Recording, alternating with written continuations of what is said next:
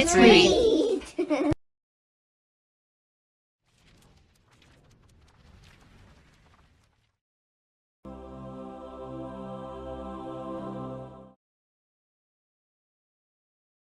Who Goes There by Karma Wilson.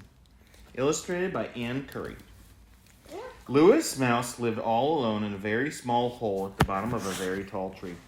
When the first chilly howl of winter bellowed through the trees, Lewis stuffed his nest full of leaves and twigs and grass.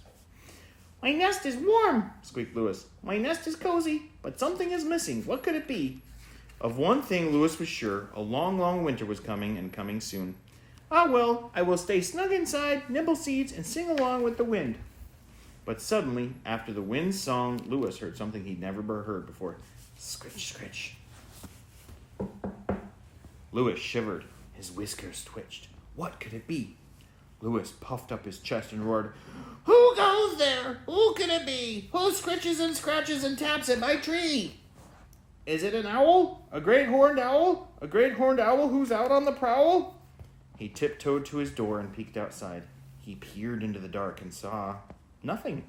Slam! He quickly shut his door and skittered to his bed.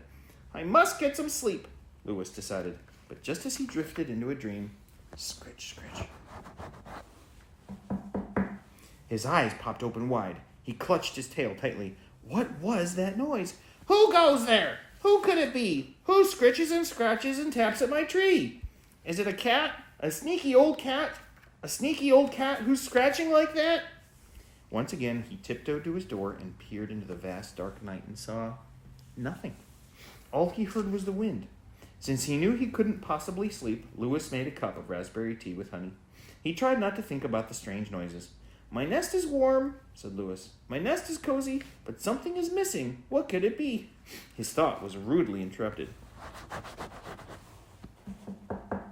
"Oh no," moaned Lewis. He gathered all his courage he'd left and hollered in his biggest voice yet, "Who goes there? Who could it be? Who scritches and scratches and taps at my tree?" Then he whispered, "Is it a bear? A big hairy bear? A big hairy bear who's tapping out there?" Lewis lit a lantern and tiptoed to his door. Slowly, slowly, slowly, step by step, he crept into the windy night. Slowly, slowly, slowly around the tree he went, until... "Who is it?" cried Lewis. "Who goes there?"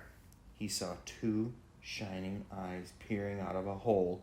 Another hole in his tree. It's just me." And out peeked a mouse, a small gray mouse. My name is Joy." Lewis blinked. He rubbed his eyes. "Oh," he said. What are you doing in my tree?" "Your tree? Don't be silly," Joy said. "It's my tree, and I'm building a nest for winter.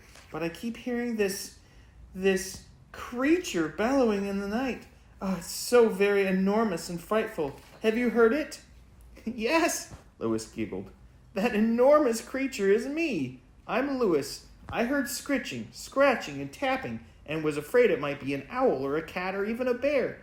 I yelled in my biggest voice to scare it away." Joy laughed. "Oh my, now that I get a look at you, I don't find you scary at all." They both chuckled. "You don't seem scary at all either," said Lewis. "I have an idea, Joy. If you'd like, you could take a break and come to my house for a visit. I have raspberry tea with honey." Joy said, "That sounds lovely. I can bring some cross-top buns." So Lewis led the way to his house.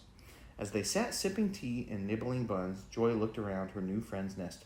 "This home is warm," she said. "This home is cozy." Lewis smiled. "Yes, something was missing, but now this home is perfect."